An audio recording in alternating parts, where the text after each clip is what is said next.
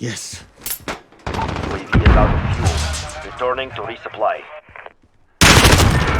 What? They are bleeding. Go for the throat. Not good.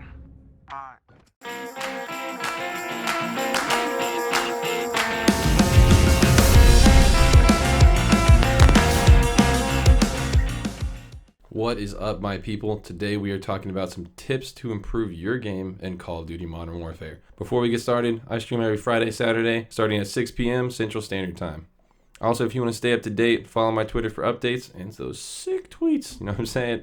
It's really not that exciting. Also, I'm a little under the weather today. I've been having a sore throat, all that nastiness for a couple of days now, so I apologize if I clear my throat every now and then. If you guys have any tips in this video that I didn't cover or tips that you disagree with, comment down below. Let me know. Maybe we can have a conversation. You know what I'm talking about. Anyways, let's get into that first tip. The mini-map. That small thing in the top left corner that you used to use to find enemies in the past CODs with those little red dots. No more. You got to combine two things here to find those enemies without UAVs and shit like that, you know.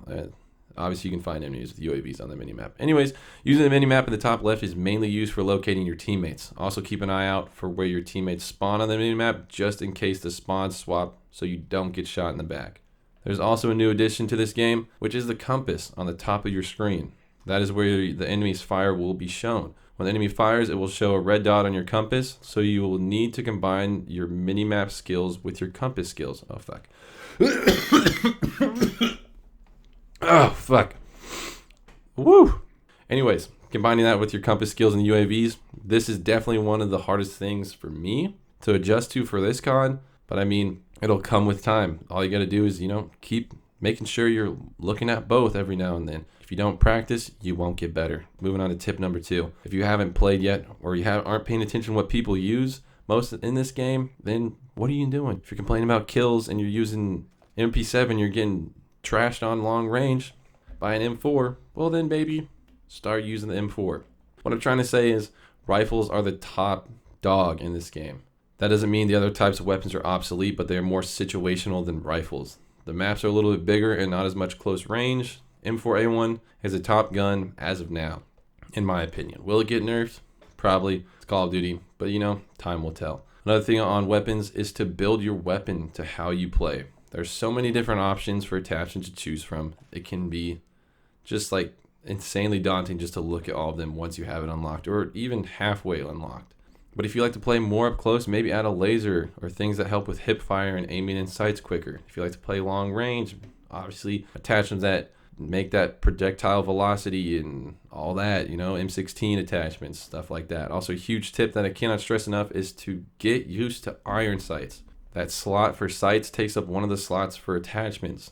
The sights, they're good and all, but they don't give you really any advantages. There's so many attachments and weapon perks that can be used to give you advantages other than sights, that using a sight, in my opinion, is just a waste of an attachment slot. If you use sights, you use sights, but that's one of my biggest tips for you, is to get used to those iron sights.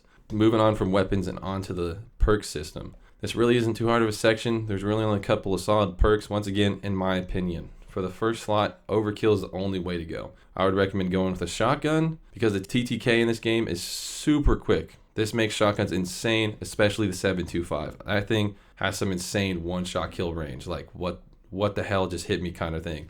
I mean, it's obviously needs to be nerfed, but as of right now, so many people using it, the only way you're going to counter it is probably with using it. The second perk is player's choice. I have 2 perks here that you can use. Obviously, a hardline if you're trying to go for faster kill streaks, or if you're trying to stay more off the UAVs and stuff like that, use Ghost. Third slot, my recommendation would be Shrapnel. Having 2 primary grenades can be a huge advantage, especially in game modes such as Domination and Headquarters, because you just have those 2 primary grenades and you're just blowing shit up.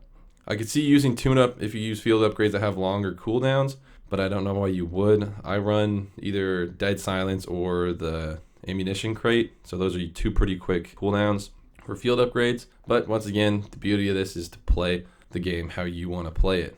Obviously, there's better ways to play it, but if you have a different playstyle, go with that playstyle.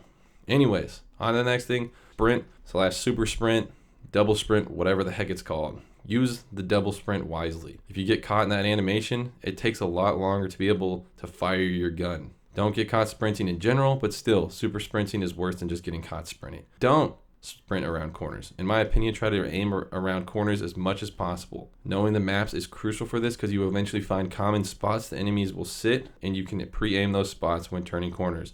The maps have been built around a thing called power positions. I don't exactly agree with this, but the COD community, including me, complained about the 3-lane system long enough, so props to Infinity Ward for spicing it up, changing it up, but maybe they went down the wrong path. Maybe they didn't. I don't know. Anyways, if you know these positions or common places players sit, once again, you're going to be able to preempt those spots and most likely have the advantage against those players. This game has a different pacing than most CODs. Knowing when to push and when to lock down a position is crucial.